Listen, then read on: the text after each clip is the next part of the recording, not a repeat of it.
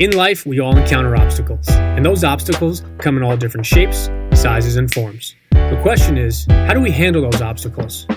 Do we attack them head on, or do we allow them to make us quit?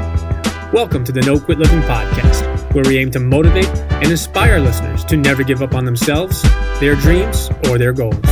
We will interview successful people from all walks of life as they share their no-quit stories when they had the choice to give up or give in, but they didn't. We thank you for listening, and we hope to be that jolt of positivity as you go for your greatness. Welcome to episode number 219 of the No Quit Living podcast. I'm your host, Christopher J. Worth, and today's theme of the day is productivity. Our quote of the day comes to us from Paul J. Mayer. Productivity is never an accident. It is always a result of a commitment to excellence, intelligent planning, and focused effort.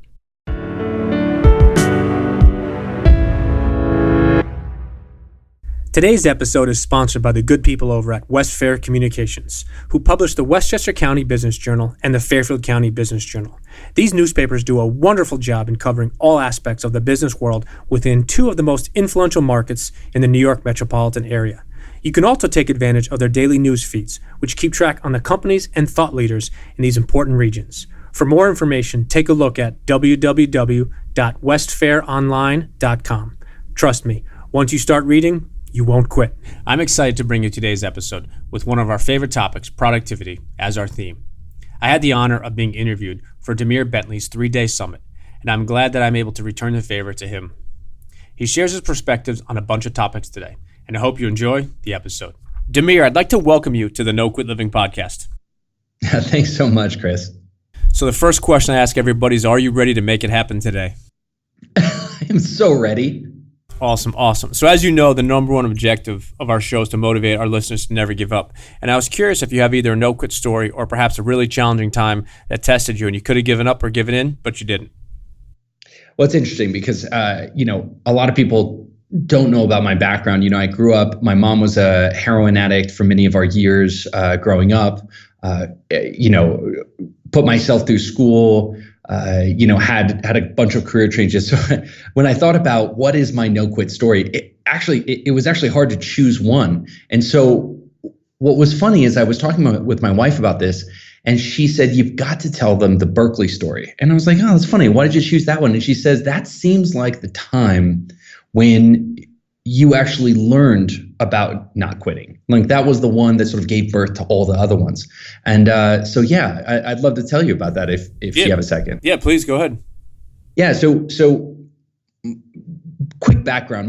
My twin brother, I have an identical twin brother. He and my best friend from high school went to UC Berkeley. And I got a Fulbright scholarship to UC San Diego. And I went to San Diego, and I'm telling you, Chris, no offense to all my San Diego graduates out there, I hated UCSD. It just wasn't at all what I thought college was going to be. I imagined all the movies that we see about beautiful campus life and everything, and it wasn't that. And I was so bummed out. In fact, every time I called them to try to get sympathy, my best friend, my twin brother, I'm trying to call to tell him, how much I'm bumming out. It would almost be like I called and there's some party in the background and they're like, "Oh man, sorry, I can't talk. I'm just having so much fun here at UC Berkeley." And it just seemed like, oh man, they were loving it. And while I was hating it.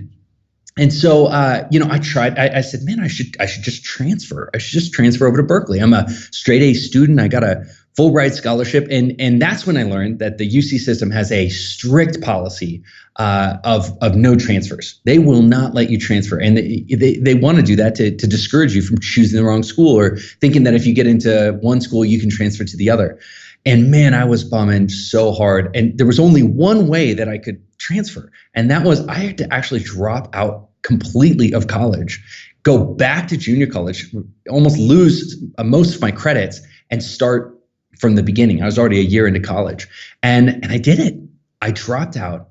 I moved up with my brother, lived with my brother for 2 years while going to a junior college, and reapplied to Berkeley. I'm cutting a lot out of this story, but it's really the unessential stuff. I mean, I can tell you during that 2 years, I was living on the Berkeley campus, but cross commuting to a junior college, but still living that lifestyle. I mean, I really knew Berkeley. I was Berkeley man through and through. And I went to apply and I got rejected.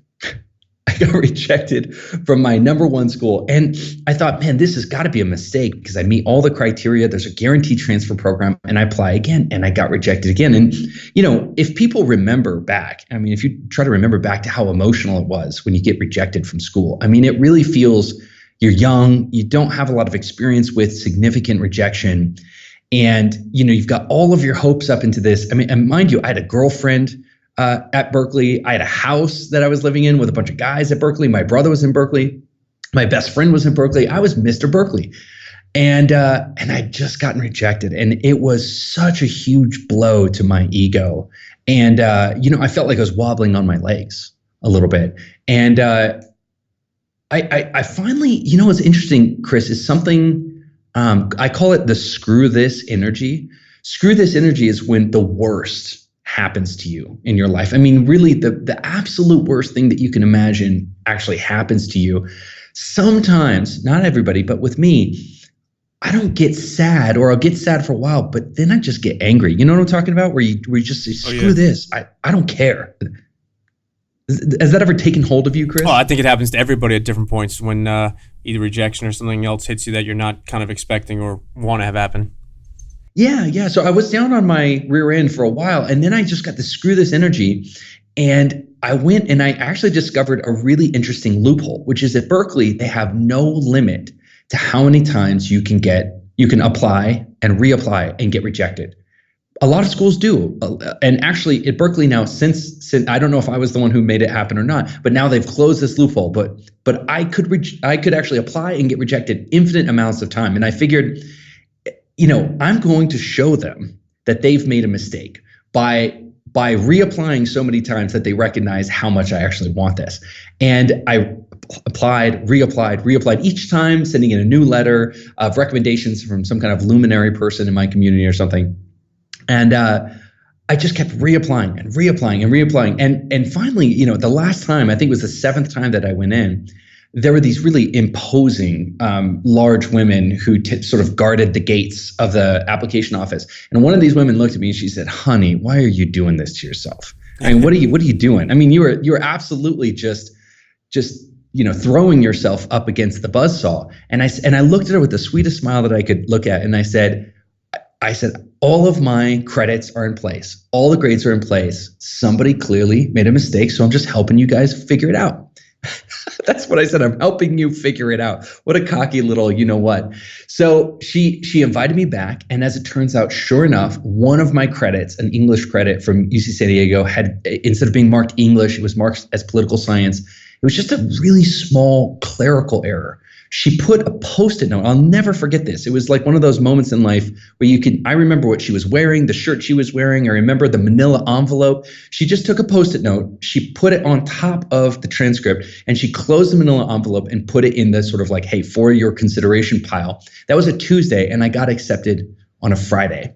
And I think that was the moment when I realized, here I'd been sitting judging myself, thinking that they had rejected me. They had read my application and rejected me as an individual. They had said, they had seen into my soul and said, "You are not a Berkeley man." And it was nothing like that. Nothing, not even close. It was just a large bureaucratic process where somebody hadn't marked a checkbox. And that was the only thing that had been keeping me out. And it was so important because I could see in that moment that my life could have taken two very different paths. And not only do I see that now, it was actually one of those moments in life where I saw it then. Standing there in that moment, I realized, wow, if I hadn't persisted, I would have had to break up with my girlfriend, move out, go to a different college, go back to UC San Diego potentially, right? It would have been a major defeat, and it turned into one of my most major triumphs. And again and again through my life, I came back to that story when I got a huge no or a huge obstacle or a huge rejection. I said, yeah, this is, I've experienced worse. I've been through this. And so I think the number one lesson I learned from that is that no really isn't ever no. In the case of when you're kissing a girl and she says no, that's clearly no. But really in most cases when you're dealing with life obstacles or a bureaucracy and you've been rejected or it's no, that's not really a no. That's just a, hey, we're not convinced yet. And that, I think that single lesson I think has been one of the most just profound.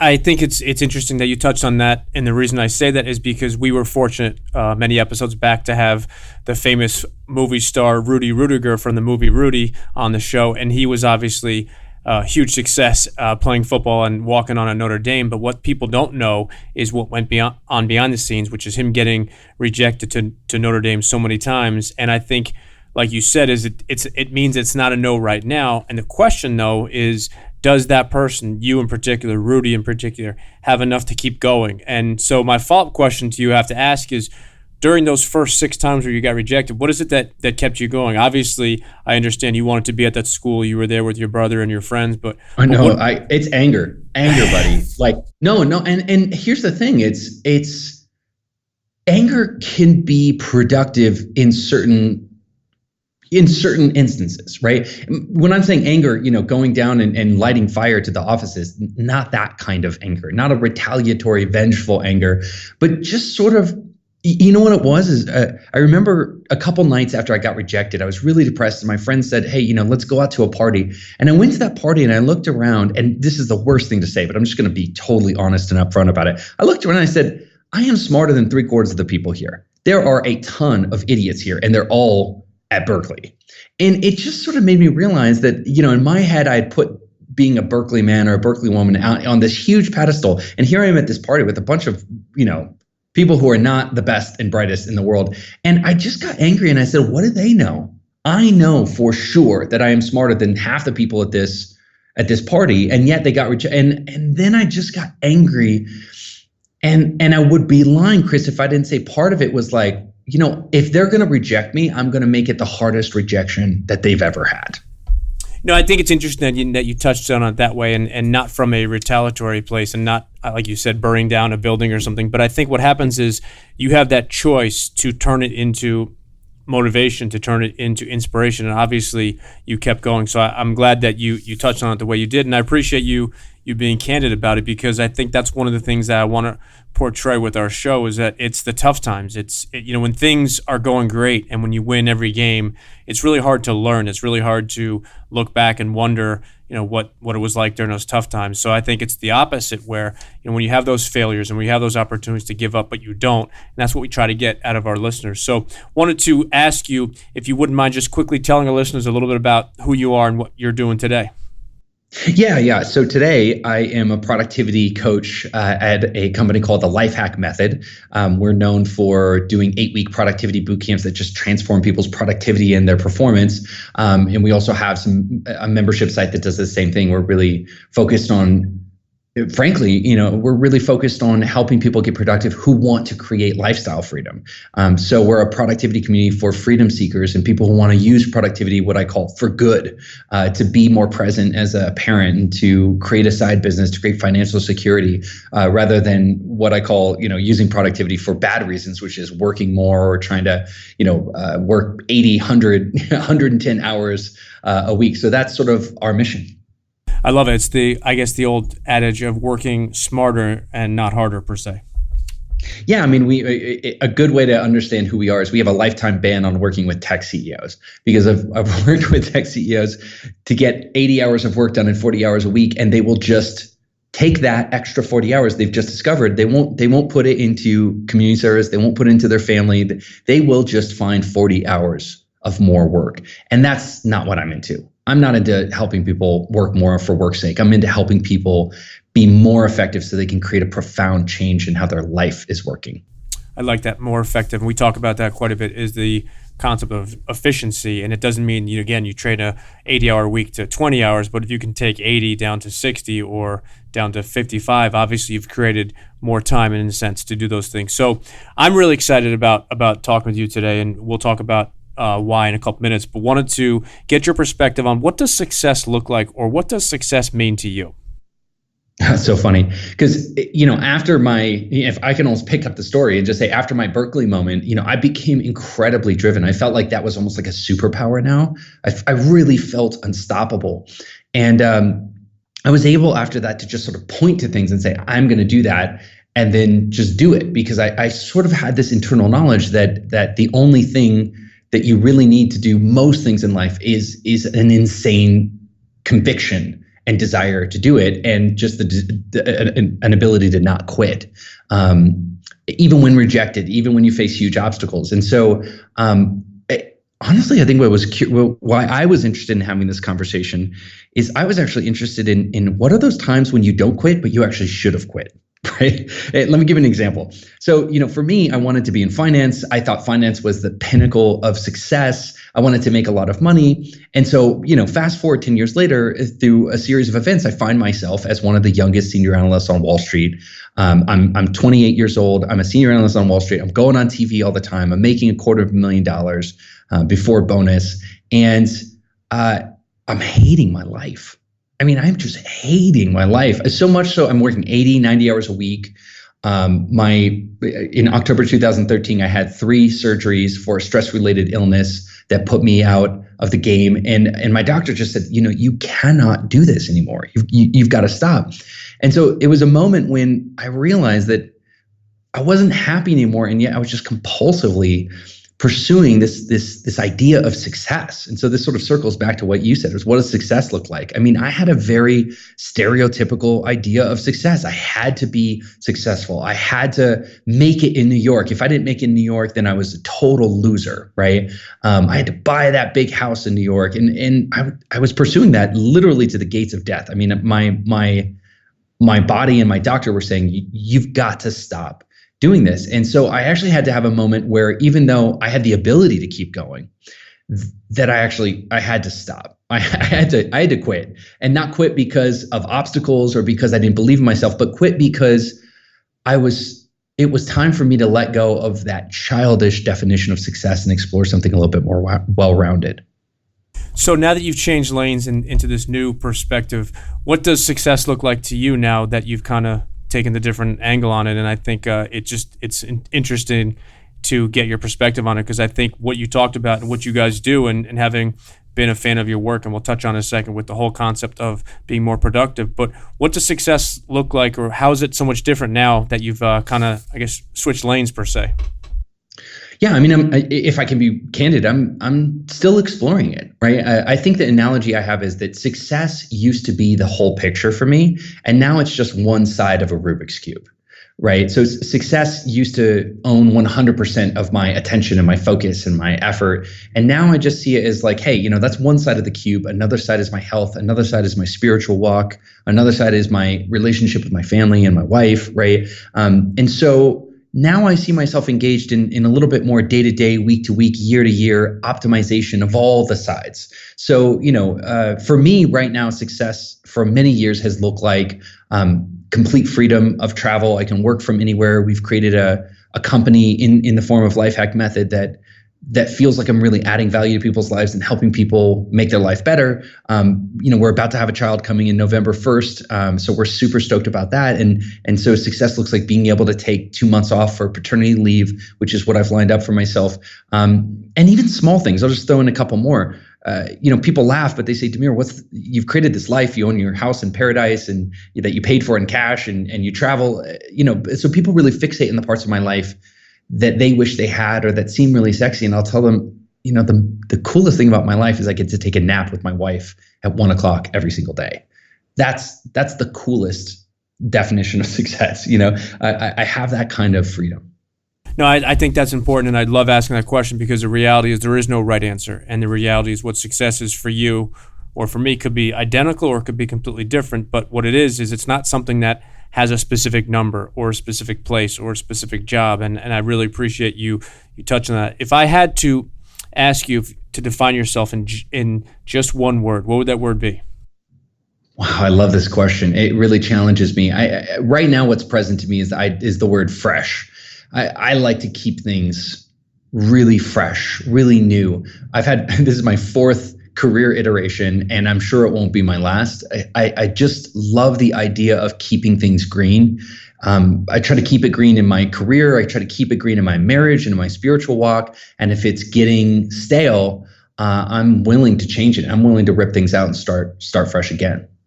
I think they say the fifth or sixth time's a charm. So I appreciate you touching on that. I think fresh is a good word, and I think it's always good to keep things fresh. It doesn't mean, obviously, for everybody that you have to switch careers, but just to keep things new and to keep things upbeat and to continue to make things exciting. So I'm glad you touched on that. And I think we touched on it when you interviewed me for your summit, which we'll talk about in a minute. But I was curious if you've read anything recently or if you're currently reading something that you'd like to recommend to our listeners. It's funny because I'm reading about 4 books right now, and I'm trying to think about which one I want to choose. Most of them are about parenting, so I'm going to exclude those ones. The last book that I really enjoyed reading and then rereading was Extreme Ownership by Jocko Willink.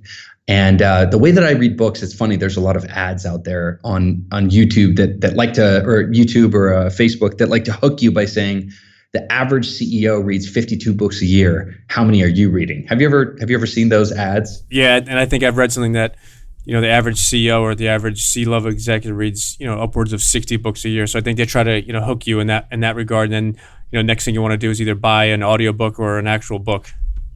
First of all, I work with a lot of high-level executives, C-suite executives, CEOs, and not a one of them has a second to read a book. It's been years since many of them have read a book, except for an audiobook. So I don't know where they're getting the numbers from.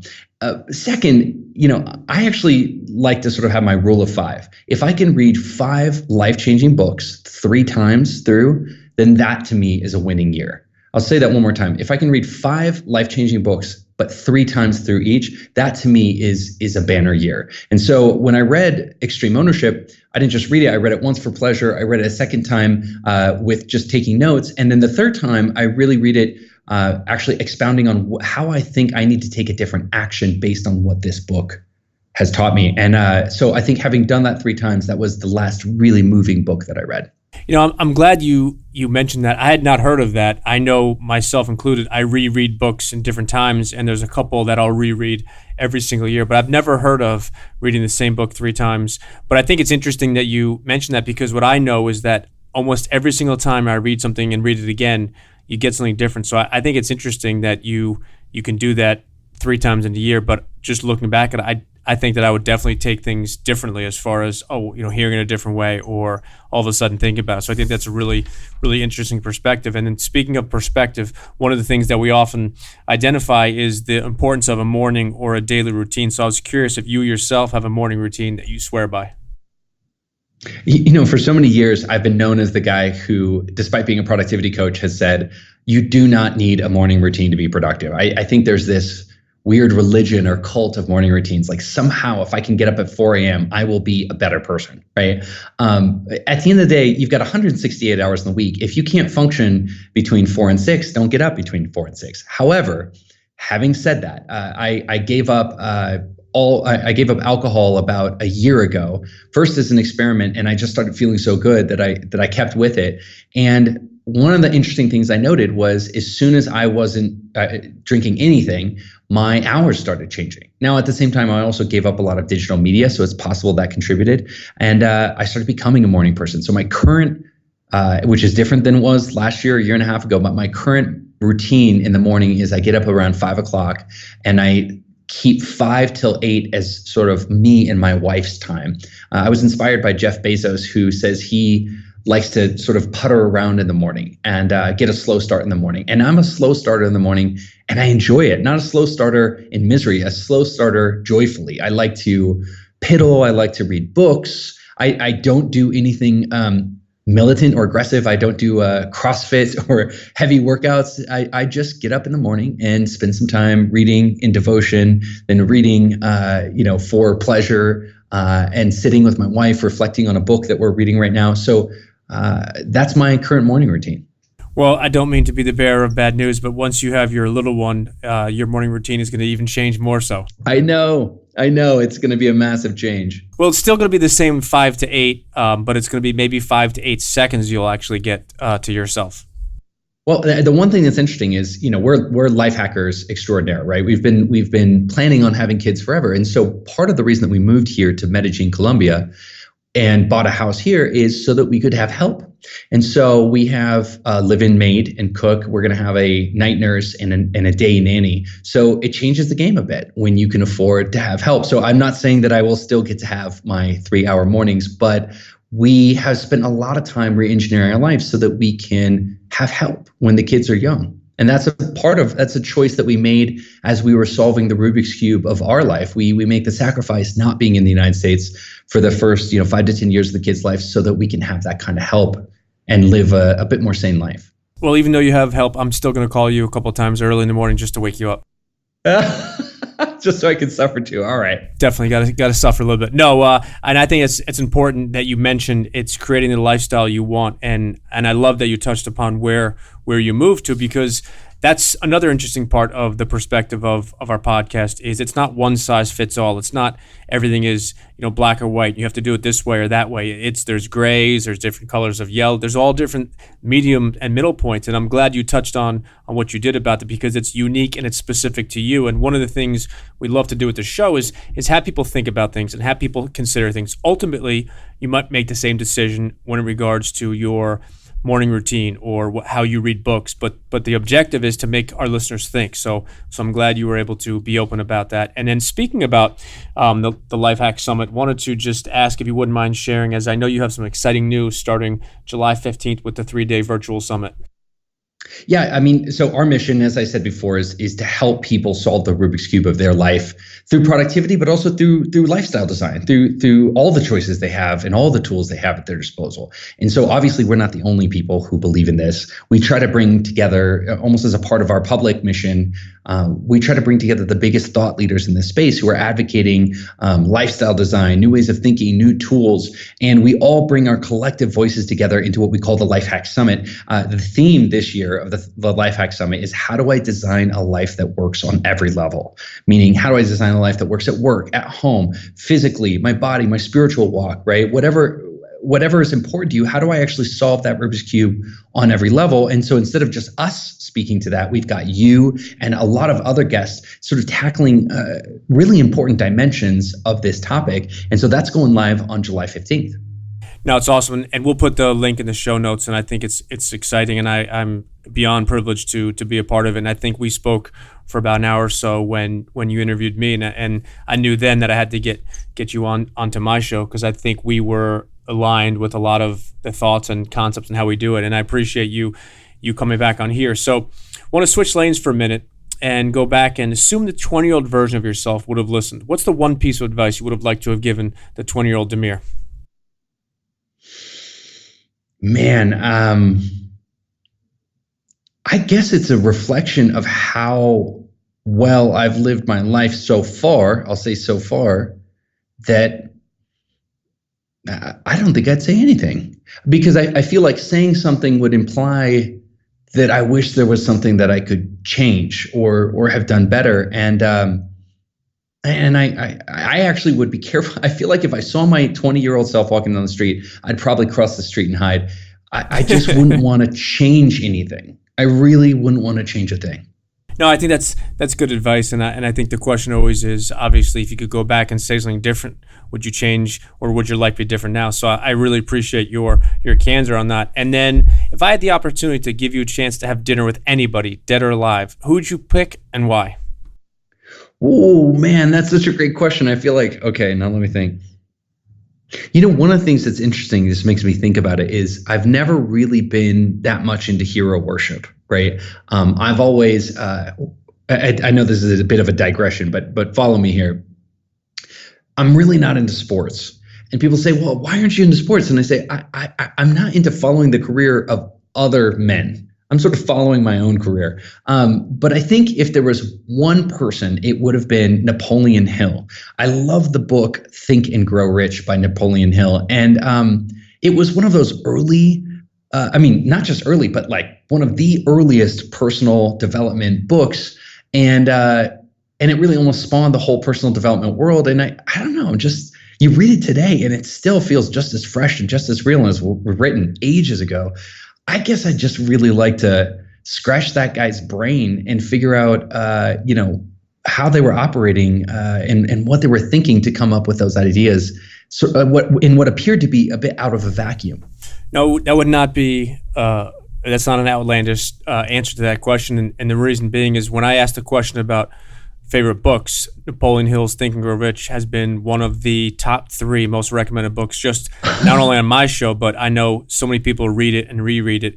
And to your point about reading the same book 3 times in 1 year, I know people that read Think and Grow Rich 1 time every single year and have been doing it for the last 15, 20 years. So I think that would not be a more than an interesting answer. So but it's I not think outside of the norm. Oh, okay. Definitely not outside the norm. But the thing that's so interesting is that book was, I believe, written in 1935 or 1937, somewhere back then, and it's almost 100 years old. Yet it still has so much application today. So I think that's the beauty and the power of an amazing book, that it lasts for so many years and generations, and obviously decades, almost 100 years ago now. Awesome. You know what? I'm going to take another stab at the question you asked, because even though I wouldn't go back in time to actually say anything to myself, if I had a son who was going through maybe the same journey that I was going through, the most important advice I would give them is that it's all happening between your ears. It's everything. The entire world that feels like it's coming at you, it's unfair, it's tough, it's anxiety-ridden, it's stress-inducing. Actually, none of that is true. It is all happening between your ears. And I think one of the superpowers that I wish I had earlier that I got later was the ability to collaborate with my own brain and work with my brain instead of against it, see it as a friend instead of an enemy, and develop tools to harness it rather than struggle against it for so many years. No, I think that's interesting that you touched on that, and I think it does happen, and so many things do happen between your own ears, and I think that's the difference of companies or businesses or teams or authors that are average versus good versus the best, and the best versus those that are, in essence, are unstoppable. So I'm glad you touched on it. And one of the words that we often dissect is the word accountability. I wanted just to get your quick perspective on what accountability means to you. Oh man, you just tripped on a topic that I am super passionate about.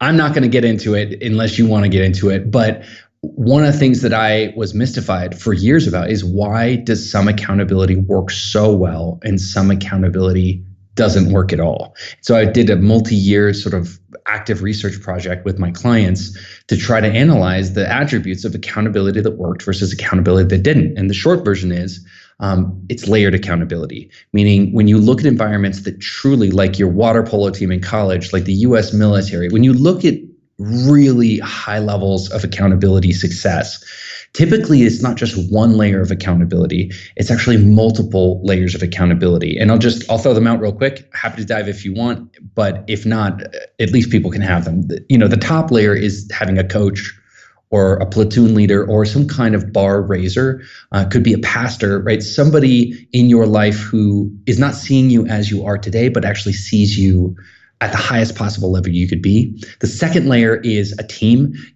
compatriots and yet competitors too. I like those two words, compatriots and competitors, people who give you support, but also drive you to be your best. The third layer is a buddy, an individual person who's in charge of you and you're in charge of them. And then the last, of course, is public accountability, meaning you've actually got skin in the game. And if you don't deliver, then people are going to know about it. And so to me, if you really are out there and you want accountability to work in your life, you need to have layers of accountability. Maybe not all 4, but at least you need to be rocking 2 out of those 4 to really have accountability that works in your life. So sorry for the long-winded answer. I'm just really passionate about that. No, I love that. And obviously accountability is something that we and I could talk about for days, but I've never heard it described that way. And I guess a follow-up question that I'm curious to ask you is, do you think that there are different accountability places? So for example, you could have a accountability partner or accountability buddy or friend in the gym, in the workplace, whether it's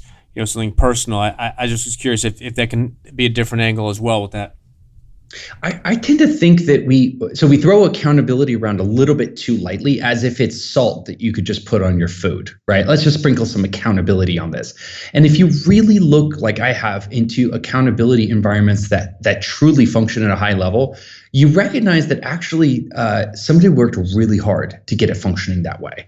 And it took a lot of effort to create all of the ingredients and the cultural ingredients and the actual tactical ingredients to get it functioning in that way. And so, for example, when you look at something like fitness, for example, somebody in the CrossFit world really did some hard work to figure out the dynamism, the group dynamic, the individual dynamic that had to happen to make it work, not just a little while, but for a long period of time, and actually make it addictive. So I tend to be a little bit more gun shy about saying, oh yeah, just put some accountability on it and it'll work. I recognize that, like we have in our boot camps and like we have in our communities, we've put years and years of work sort of carefully tuning the environment that actually brings forth accountability. And I think when people devalue it and say, oh, let's just sprinkle some accountability on it, they're surprised when it just doesn't work.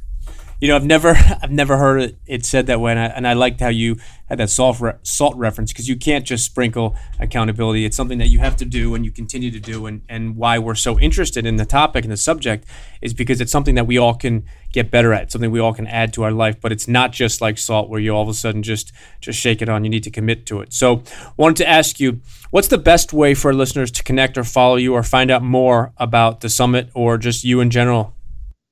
Yeah, I think the summit's probably the best place to check us out, because you get a little bit of us, but a lot of incredible thought leaders. So you're definitely, if you come to the summit, going to find somebody that is going to blow your mind. Somebody's going to speak on a topic that you urgently need to hear about. So it's Lifehack Summit 2009. We're actually going to throw up a direct link where you can go to lifehackbootcamp.com/no quit. So that's lifehackbootcamp.com/no quit. And if you go there directly, we will redirect you to the summit page. It is free. I want to emphasize that.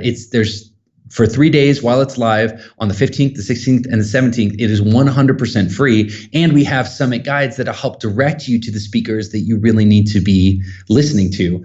So I think that's the greatest way to get exposure to our world and make sure that you're going to get some really solid value.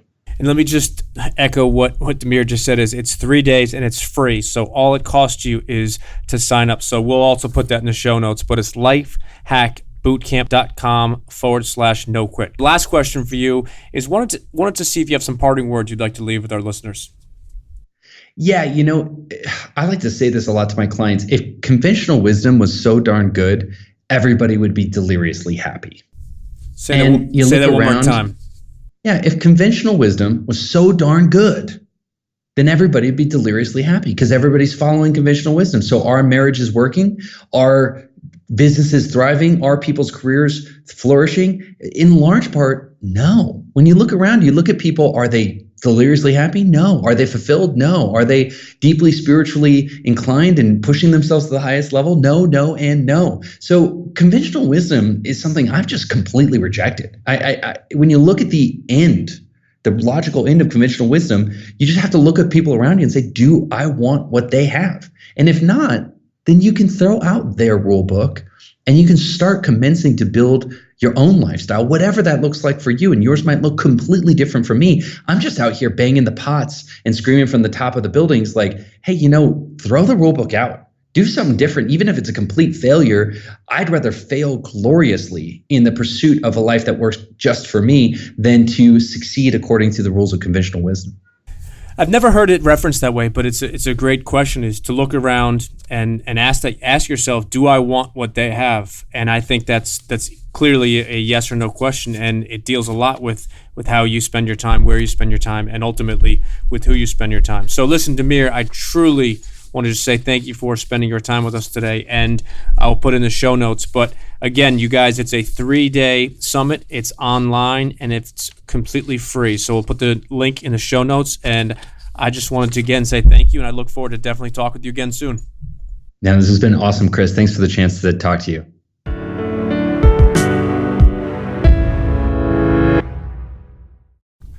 Thank you for listening to episode number 219. While attending college, Demir made the decision to transfer. But after 6 rejections to his dream school, he finally got accepted on that 7th attempt. Talk about a no-quit story in itself. Many of the questions we ask on our show are aimed at making people think differently.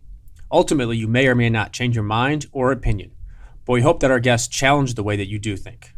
Demir mentioned that he has a goal of reading 5 great books each year, but he reads those books 3 different times each, something I've never heard of, but I can definitely see the value in it.